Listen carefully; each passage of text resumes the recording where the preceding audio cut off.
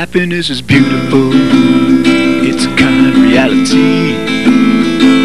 Happiness is the highest good, happiness is free. So let's be so very happy. Yeah, let's be so very happy. Yeah, let's be so very happy.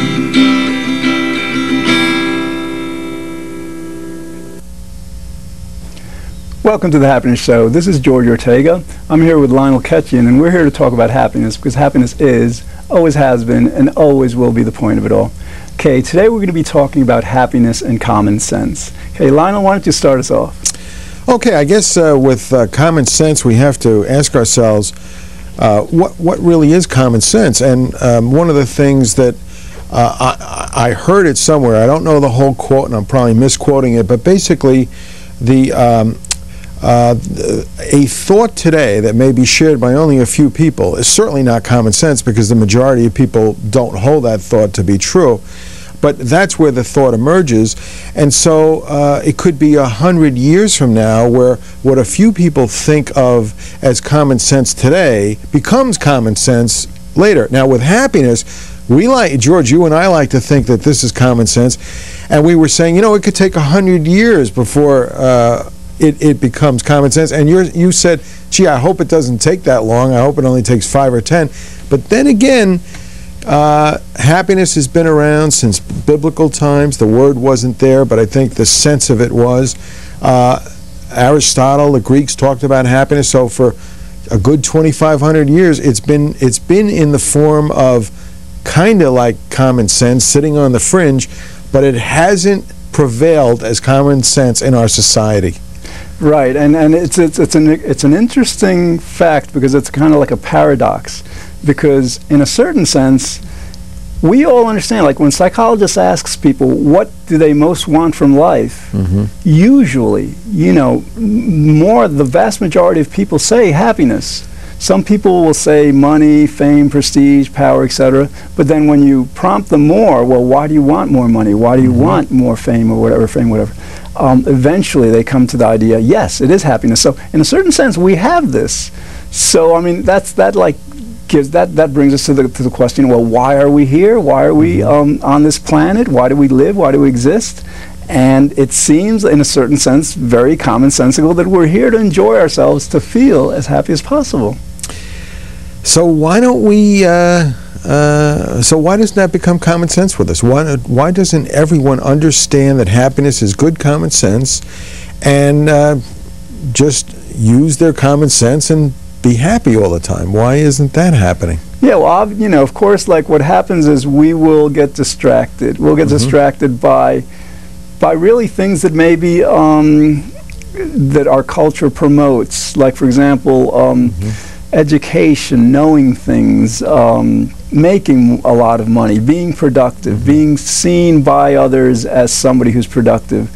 You know, our educational system is geared toward promoting those values, and they don't nearly, to the extent that they could or should, promote the idea that all these things are really, you know, supposed to help us as a whole world become happier. And so really I think the answer is it's not as common sense to us. We're not as successful at it as we can be, because we just get distracted from it by other things that we think will make us happier. They may or they may not. Yeah, and George, I agree with you, and I think our biggest distraction for happiness is our thoughts, whether it's things we've come to believe in or things that have been sold to us through advertising, or maybe our parents, or even a good education, for example, is the answer to our dreams, our answer to our happiness. And you know, the bigger the wedding, the more successful the marriage will be. Well, all of those things don't really equate to happiness. They're just the little things that could or may not add to your happiness. But if you come down to it, your thinking is what, you know, from a common sense way of looking at it, is going to contribute to your happiness. If you entertain negative thinking, if you're always thinking unhappily, then you're letting your thoughts lead you away from the very simple common sense approach of just being happy, and maybe for no reason, and certainly for no matter what happens. So we have to start to understand that the idea of happiness and common sense may be a skill that we have to start to learn. And the better able we are to use happiness in the form of a tool as a skill, the better able we are to hold on to it. I mean, if somebody, if you work with wood and you had a high-speed drill, and and I used to go like this with a I don't have an electric drill, and I go, hey George, can I borrow your high-speed drill? And I go, that was easy. I'd want to use your tool rather than sit there with an auger for half an hour when I could do the job in 2 seconds. So common sense and happiness is using happiness as a skill, so we learn how to do it so much better, faster, and then we're going to hold on to it. We're not going to let anybody rob us of it once we perfect that. Oh yeah, and like, what is common sense, but that if we want something, and basically we want to be as happy as possible, it seems very commonsensical that the best way to go about it is to go about it directly, to seek it directly. For example, if we want to be a great pianist, if we want to learn how to play piano very well, we're not going to go out and make more money, try to become famous, impress people, whatever. We're going to practice the piano. And it's the same with happiness. You're right on target when you say that happiness is a skill. So if we want to become as happy as possible, we learn the skill, and it's actually it's a combination of skills. It's and again, there are many different ways of becoming happier. We can become happier by, like, for example, becoming more alert when negative thoughts and negative feelings come into our minds, and stop them, and just be aware of what's happening, refocus ourselves to the more pleasant. There are many different ways of becoming happier, and they all involve some kind of skill that as we practice the skills, as we work on them, we will get better and better at them. And that's extremely commonsensical. If we want to, as a person or as a world, become very happy, which we do, the easiest and the best way to do it is to work on it directly. Yeah, exactly. And I think the skill happens when you value the skill. You're not going to learn a skill if you don't think that has any value for you. I think what's needed more than anything else in this idea of happiness and common sense is to start to begin to understand that the common sense is that we need happiness. And if we don't learn how to utilize happiness, we're missing out on something in life. In fact, even more than missing out, we're going about everything the long way. I'm not going to say the wrong way. I'm saying the long way. And if the long way could produce happiness, great, but it's not doing it. The long way isn't even getting us to happiness. It isn't even the right road. So the long way is not only too long, it doesn't end at happiness, because happiness is where it all begins.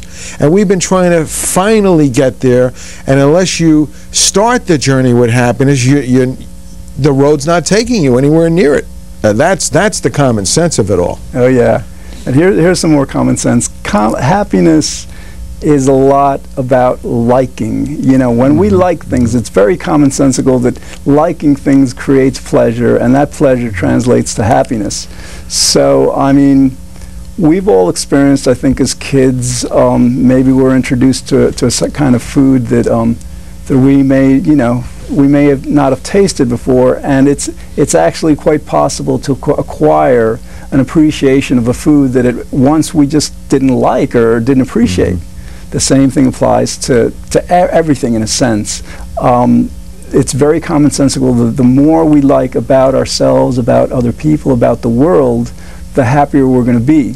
So it just makes a lot of common sense to take control of that procedure, that kind of principle and mechanism. And for example, if we don't like, for some reason, opera, well, work on it. Hey, it's not so bad. It's got some good parts. We have a natural disposition that's from genetics, from our upbringing. But again, we can take control of it, and the more we learn to like the many kinds of things in our world, ourself, other people, the things we do, the more that's going to translate into positive feelings and much greater happiness. You know, George, it's funny, you bring up opera, and I probably wouldn't have known what you were talking about, because I've never been to an opera except for a couple of weeks ago, and I went to an Italian opera, and I don't understand Italian. But I got to tell you something, I really enjoyed it, and I didn't think I was going to. Oh yeah, that's cool. So, you know, I think, in fact, one of the things I was going to say, and then you went and brought up opera, but now I see the connection with what I was going to say.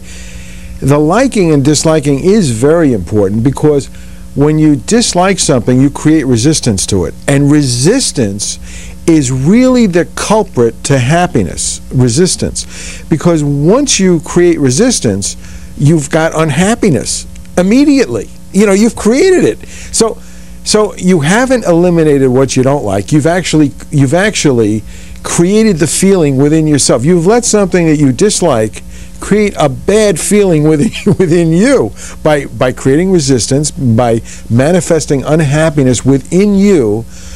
What have you done to eliminate the problem? You know, so liking something, or if you would say, not resisting it, but intelligently seeking to change it by not giving up our happiness, but in choosing what we will do and what we have a choice of doing, enables us to realize happiness from what it's really about, and that's a sense of freedom. Inner freedom, outer freedom. Happiness is liberty, it's freedom, it's what this country was founded on. I mean, we say the pursuit of happiness, well, stop pursuing it, you know, get there and start using it, because you have the freedom to do that. It's the one country on earth that we have that freedom, and if we don't use it, we're not full-blooded Americans if we're not using happiness in our lives. Yeah, I mean, we're going to do a show on this eventually. Happiness is an obligation. I mean, it's an obligation to ourselves, to others. Yeah, if they got seatbelt laws, I think we might as well make it a law, as far as I'm concerned. Oh yeah, that'd be awesome. That'd be really cool. Okay, here's something else that's common sense. And sometimes common sense is like we can't see the forest for the trees. Right, you know, it's so right in front of us. Happiness is all there is. That's all there is. I mean, I agree. The idea is we value so much in the world. We value other people, especially you know, our husband or our wife or our kids, our friends, our work. We value all these things, but why do we value anything? What is the utility of everything? It makes us happier, both as a person and collectively as a world. So when you think about it, that really is all there is. Everything else is tangential. Everything else is a means to, and Aristotle understood this. Happiness is the only end in life. You know that, and this is very common sense. Everything else is really a means to get to that end. Well, you know, you said what I was thinking, and let me explore what I was going to say. What you just raised. Aristotle, again, 2,500 years ago, said that it is the only end. But what he actually said in that whole quote was, he said, everything in life is a means to an end. Everything except for one thing. And he said that one thing is happiness. Happiness is the only thing that is the end in itself. So if we stop for a minute and just understand what that picture looks like, it means that everything we do, getting married, going to work, making money, everything we do, we could say is for certain reasons. But when you really go down to the bottom line, the very foundation of everything we do, at the very core is happiness. That's why we do everything. So if we do it with happiness, we increase our strength, our power, our vulnerability to do things with so much more life and with so much more energy and passion. And we have enough left over to share with one another. So you know, talk about common sense. Why has not happiness ruled? Because, you know, once in a while people in my happiness club will send me an email saying happiness rules, and I love that. You know, happiness should rule, and it's not doing that yet. We've got to make some. We've got to get some T-shirts out there. Happiness rules. That's awesome. Well, I got my grandson a cap, and there's a whole line of clothing now that says "Life is good." I don't know if you know about this, but and I like it. I like life is good. That's a great line. Life is good. And I understand that the people who invented, who came up with this clothing line were homeless, a couple of homeless people. And can you imagine that here are a couple of homeless people, they got $100 together, they started putting out some clothing that said life is good, and now life is good for them. Oh, yeah. But they're sharing that concept with others. And, maybe it came down to one day one of them saying, you know what? I may not have much, but I'm happy. Life is good. Maybe he got in touch with happiness. Oh, yeah. I'd love to have them on the show, find out more about that. We're going into the T-shirt business. This is pretty cool. Right. Some more common sense. Happiness, you say this all the time, is a decision. I mean, the idea is like, happiness is an emotion. Fear is an emotion. Anger is an emotion. Sadness is an emotion. And generally, things are happening in our world to us, around us all the time. And we kind of like decide how we're going to react to them. Sometimes when we're very young, we don't have much of a choice. So for example, if we're like an infant or a toddler and we need to be fed, we're going to cry, we're going to become sad or angry or whatever. But as we get to be adults, all these things, all these reactions that we have to the world are our decisions. We decide, for example, to become angry because we feel that in some way that's the appropriate response. So that's going to help out the situation in some way. Again with sadness, again with fear. But, the commonsensical thing, the thing that's very obvious to us is that we can decide how we're going to react to anything. And when we realize, again, this is very commonsensical, that it generally doesn't help to react in unpleasant ways, and that it's very possible for us to react to whatever happens with happiness, it's very possible for us to say to ourselves, we're going to be very happy, throughout our days, throughout our weeks, throughout our years. That's something we can do. It's an incredibly commonsensical notion. We are in control. We can decide to be very happy. Yeah, and there it is, control. I mean, decision sets up control, and it's within us. So we end up having the responsibility and the accountability to come out of a certain action, and that's what the decision does for us. It gives us that ability to be in touch with ourselves. And the other good thing about a decision, maybe common sense approach of a decision, is one of the interesting things about a decision is it eliminates the need to think. And you know why that's good?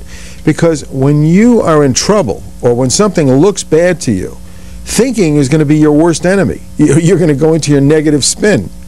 So if you put the happiness decision right there and then and let that override the situation so that you naturally understand that, hey, it's just about what choices I can make here. That's it.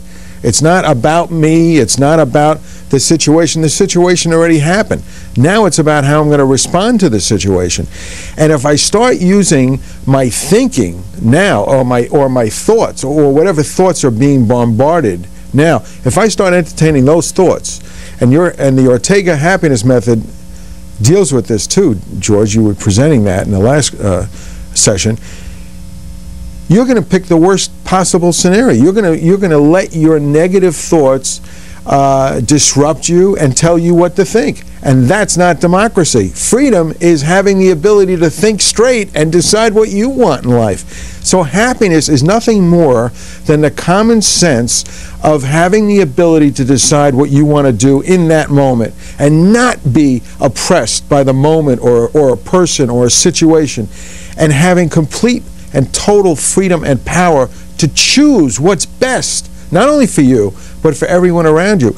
And being negative and being bombarded with negative thoughts is in no way the position to be in to run one's life, because then you give power over to negativity. And that's the new common sense approach, is to have the power within us to produce the right kind of thinking, to make the best decisions, make the best choices in life. And that's real power. That, to me, that's why happiness is common sense, because now we have utter, total control of ourselves, and ultimately, maybe more than we know. Cool.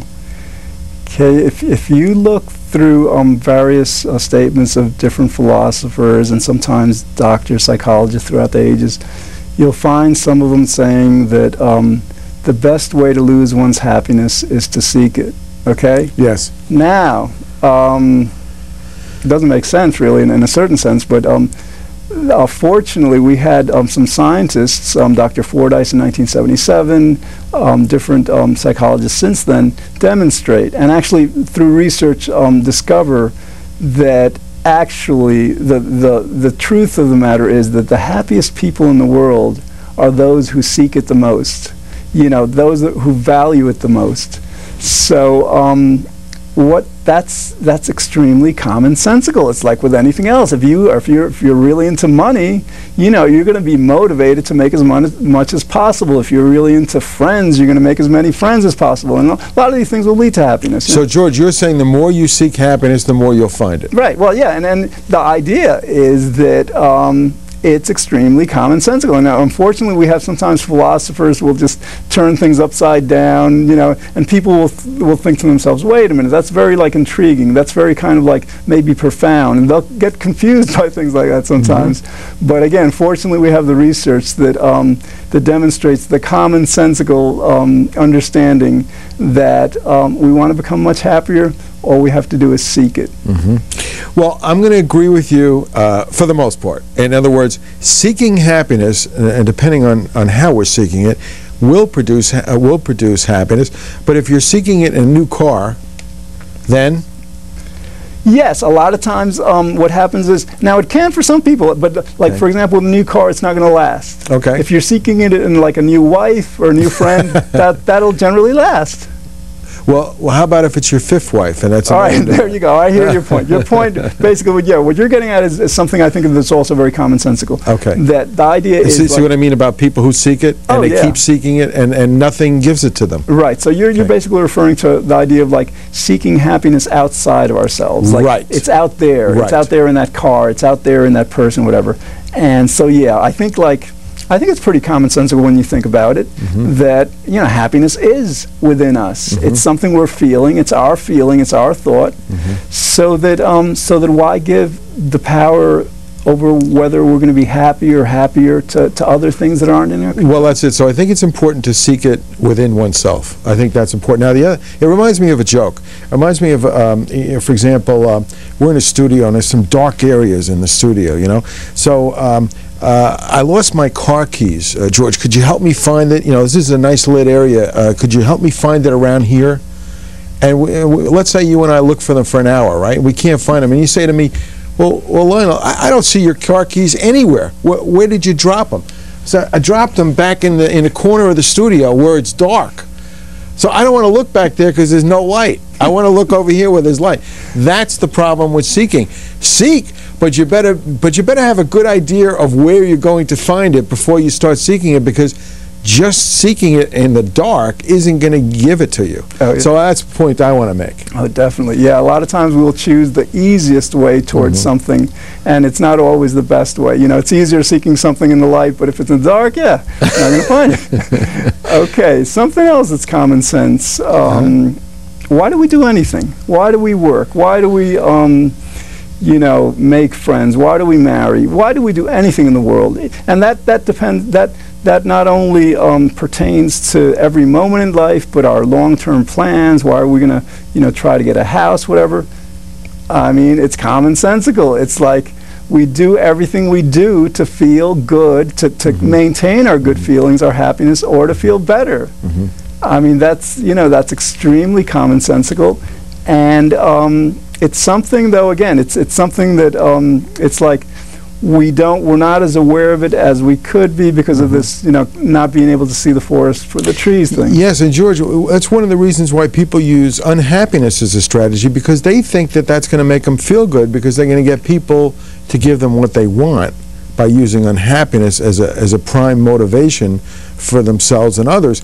And if it works, you know, great, go for it. But we've found that unhappiness really doesn't work, and when it does work, the reward isn't worth the effort, because you've given a part of your soul in trying to get what you want, and even all that unhappiness, and you finally got what it was that you broke somebody's arm for, that doesn't make you happy. So, you know, you're on this constant treadmill of unhappiness, seeking something, and again, you're just seeking in the wrong place. So unhappiness has been a strategy for people, but I don't think it's worked.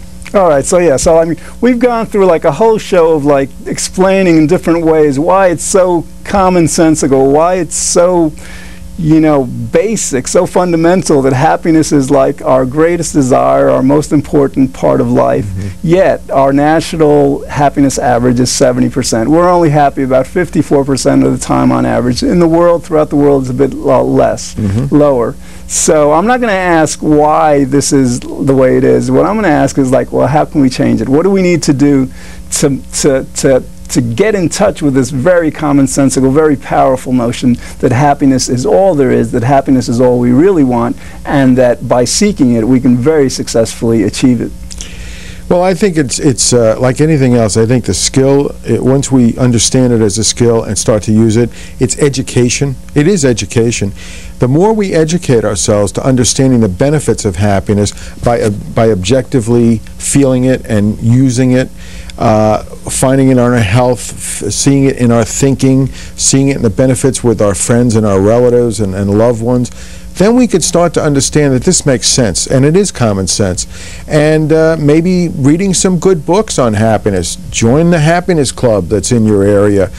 Check out, you know, happinessclub.com. Look on the web and put in happiness. You know, look around. Find and educate yourself more on happiness, and start to act as if everything is okay, because that's what happiness thrives on, and unhappiness thrives on the opposite. We've been conditioned in many ways to be unhappy, but still the responsibility is with us to maintain our happiness and learn more about it. Yeah, and again, like throughout history, even though it's so commonsensical that freedom is so much better than not being free, it took civilization a long time to figure that out. And then, fortunately, our politicians, different progressive thinkers, promoted the idea throughout society. So with regard to happiness as being so commonsensical, so really what we're about, why we live, it needs to be talked about, it needs to be promoted. Okay, well, that's all we have time for today. Thanks for watching. In the future, we'll explore other topics designed to help us better enjoy life. Be good, think well, feel very happy, and I hope you'll join us next time here on The Happiness Show. Happiness is powerful, it's our underlying need. Happiness is why we live each day. Happiness is destiny, so let's be so very happy. Yeah, let's be so very happy. Yeah, let's be so very happy.